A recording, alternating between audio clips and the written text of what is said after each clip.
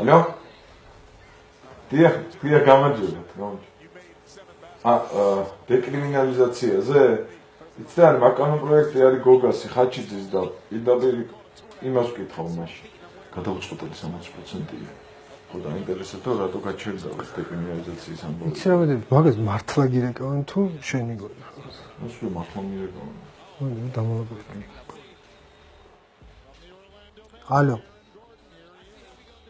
დიახ გისმენთ? კი ბატონო. რა ხდებოდა ესე იგი ამ კვირაში წესით უნდა იყოს საპარლამენტო განხილვა უკვე სესიაზე. კომიტეტები გაიარა ამ საკითხს. და ნახოთ არ ვიცი რას გადაწყვეტენ. არ ვიცი.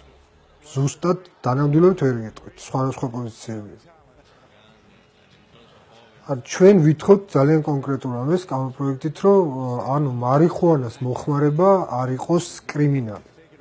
გარდა ამისა, ჯარიმების შემცირებაც იგულისხმება და თავისთავად ის იგულისხმება, რომ ციხეში არ იჭერდნენ ამის გამო. მთავარი მოთხოვნა არის ის, რომ მარიხუანას მოხმარება არ იყოს კრიმინალი და არ ხდებოდეს ამის გამო ადამიანის გასამართლება და ხდებოდეს ადმინისტრაციული წესით უბრალოდ დაჯარიმება. კი ბატონო, მადლობთ. კარგით ახლა მადლობთ.